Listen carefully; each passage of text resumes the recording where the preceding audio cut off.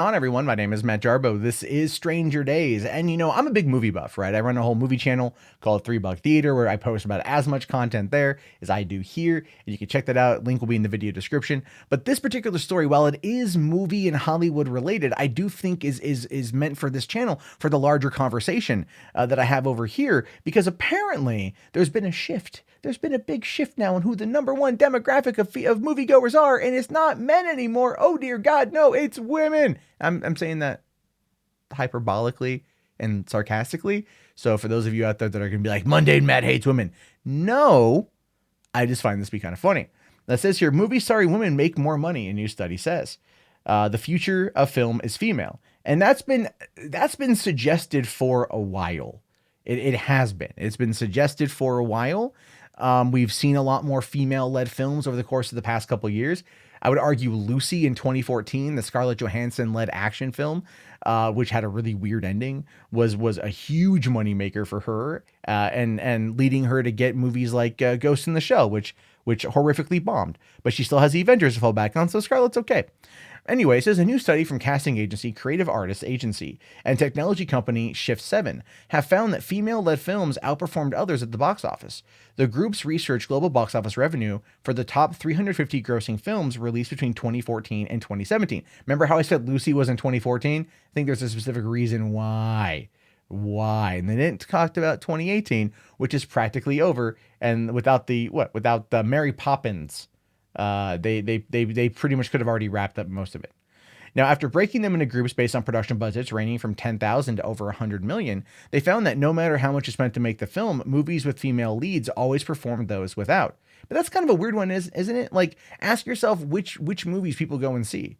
All right, are we talking it's a cumulative thing here, but are women going and seeing more female-led films more often, but men go see them frequently? Like, they go see the same movie multiple times? I mean, there's always things that go into that. According to the study, out of 350 films, only 105 starred a woman as a main character, meaning 245 did not. But those 105 films grossed more than the 245 together.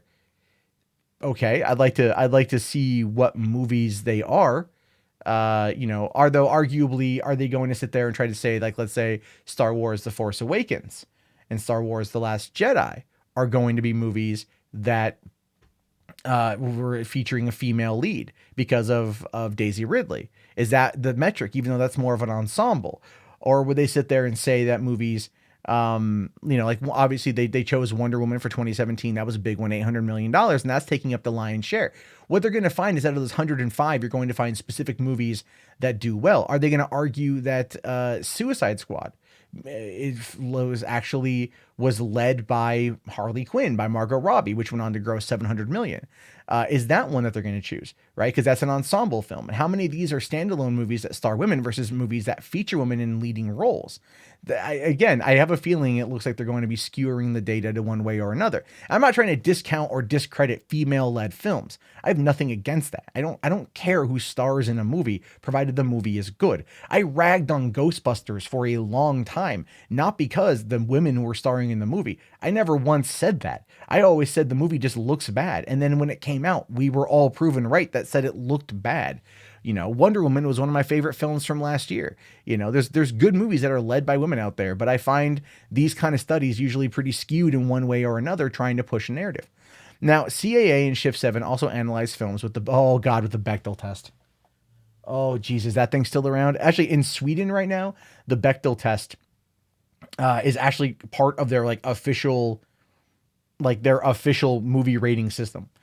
It says here, a method which measures the way film portrays women. To pass, the movie needs to show two female characters having a conversation about something other than a man. That's it. Yet 40% of the film studied did not pass. Has a lot to do with the fact that oftentimes movies that would feature female leads are going to be like romantic movies, or comedies that deal with romance, or dramas that deal with romance. And oftentimes those conversations are going to happen. Right. But it's like, there's, again, such a broad brush can be taken to the Bechdel test.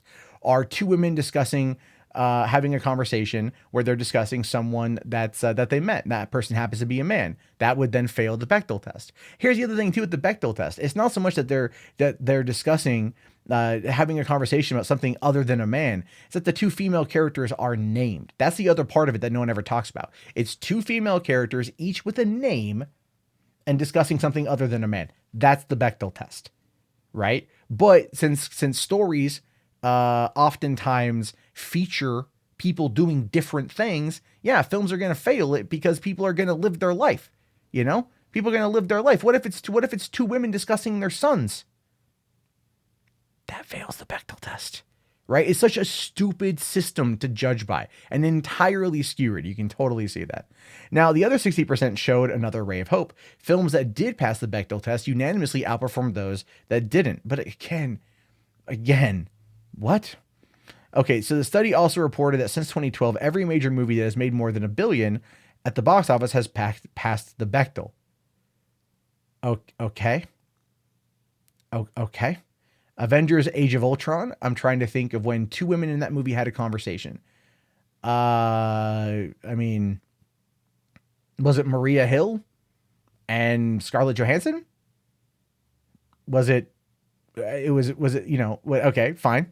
Star Wars, I called Star Wars Force Awakens, Jurassic World. It was the sisters. The sisters were having a conversation.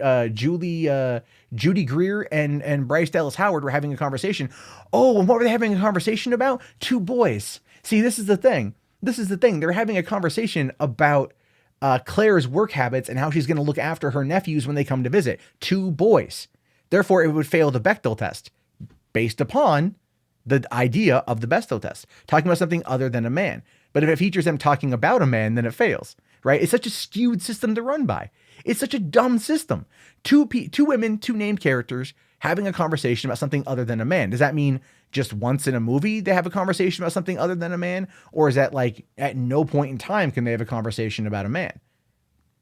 Other than that, Claire barely talked to anyone else in the movie. She actually would have passed the Bechdel test in that regard in Jurassic World Fallen Kingdom, because there was the female doctor. They had a conversation about donors in the beginning of the film, which would have then passed the Bechdel test because each character is named and the donor isn't specified if it's male or female.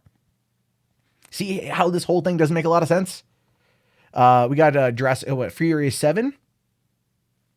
Okay. Captain America Civil War, Rogue One, A Star Wars Story, Zootopia, Finding Dory, Star Wars The Last Jedi, Beauty and the Beast, and The Fate of the Furious. See what I'm talking about here? It's like, look, Beauty and the Beast was a reimagining of a 1991 Disney animated film. Okay, made $1 billion. All right, because other live action Disney films have made a lot of money, like the Jungle Book and Alice in Wonderland. Right, The Fate of the Furious and Furious 7 were both $1 billion films, predominantly because they're also coming in to be the 6th and 7th movie in a large franchise that features a very diverse cast of characters. Right, that's it. So it's not so much the Bechdel test, it's that it has a fucking legacy from 2001 to 2015 for Fast and Furious 6, and then 2017 for Fast and Furious 7, right? Or Fast and Furious 7 and Fast and Furious 8. All right. Rogue One, again, it's a Star Wars movie, gonna do well. Zootopia was an animated kids flick opening in early March, which is always a good weekend to open animated films if you're Disney. That's gonna do well. Captain America Civil War is a goddamn Marvel movie. Again, gonna do well. Look at their examples here and the type of movies that they are. These are going to do well, but then trying to apply the Bechdel test is such a weak thing. Now it goes on to say here that the trend noted in the study is a mark of the changing tides in Hollywood with both representation and the types of stories being told. Now that I would agree with. Representation is shifting. More diverse casts are bringing in a lot more box office money, and that's fine with me. Again, Fast and Furious has been a diverse cast since the beginning. Star Wars Rogue One, diverse cast. Jurassic World Fallen Kingdom, more diverse than the first movie. Star Wars Force Awakens, The Last Jedi, same thing. Zootopia, very much the same thing. Finding Dory, I guess it's different species, right? Like it's Beauty and the Beast, you know, again, CG characters. You know, I'm just saying it's like there's movies out there that do well. Now, Last week, a study based on the 2014 Sony data hack showed that film execs don't see diversity as profitable, which is not only racist but incorrect. The box office says otherwise, thanks to raging successes like 2018 films like Black Panther and Crazy Rich Asians. And those two are the ones that have been touted around all year anyway. Black Panther did very well on its own because it is a movie about representation. It brought out a lot of repeat viewers from the African American community as well as the Black community at large around the world. It was a fun movie. It was a good movie, and it's worth the money that it made. I don't think it's going to be worth Oscars, but worth the money that it made. And Crazy Rich Asians did very well here in the United States, but yet tanked in China. And they're not talking about it tanking in China, which is like the second Hollywood golden honeypot situation, right? That's their what's the word? That's their pot of gold at the end of the rainbow. And it failed there. And Black Panther failed there too. So it's like, there's arguments to be made here. But obviously this study is very biased, and them even remotely bringing up the Bechdel test as any kind of measured metric of success is an absolute load of shit. The Bechdel test was made in the mid 1980s in a lesbian comic strip, and then it's taken on a life of its own ever since then. It becomes this argument that feminists like to make in order to attack or criticize something, and here it's being used as a way to say that, oh, movies that passed the Bechdel test did very well. It's such a loosely based system and one that's easily manipulated one way or the other. I would never trust it as a valuable metric for success, but I do very much claim that and very much believe that movies with diverse casts and diverse leads and telling diverse stories is going to do well in different marketplaces. It just depends on where that marketplace is. Crazy Rich Asians came out at a time when Asian representation in Hollywood was lacking, but it did poorly overseas, where Asian representation in China is not something that's ever been an issue, considering the fact that in Hollywood or in China, only 16 non-Chinese produced films are allowed in China every single year. So a movie like Crazy Rich Asians is not going to do very well over there because it's not going to be something that's going to be relatable to the people who live in China, right? 1 billion people, a lot of them in poverty, are going to see a movie go, oh, you want to see a movie called Crazy Rich Asians? No. And Black Panther didn't do very well simply because the movie was, according to people, too black. That was actually a big thing.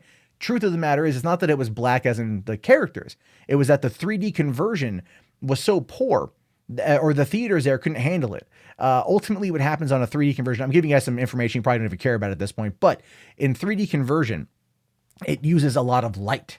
And there's a lot of dark scenes, especially the final fight scene between Killmonger and Black Panther in the train or on the train tracks in the cave. Very, very, very dark. And so if you can't see it very well, it's gonna be hard to see in 3D if the bulbs are not bright enough to handle how much light is needed to put out a 3D image. So now you know, and knowing's half the battle. Anyway, I'm curious to know your guys' thoughts on this one. Do you think that movies that star women are going to gross more money in the future, or are we going to see more colossal failures like Ghostbusters and ultimately forgettable films like Ocean's 8, which I think did okay, but no one ever talked about it after it came out. Not anyone. No one brought it up. It came and went on home video, and no one's talking about that movie. So, I mean, again, I'm not against it, but I'm curious to know your thoughts on this one. So let me know down in the comments. If you made it this far, type in Hollywood into the chat so I know, and be sure to thumbs up the video, subscribe, and check out 3 Buck Theater. Link will be below. Have yourself a great day, guys, and peace out.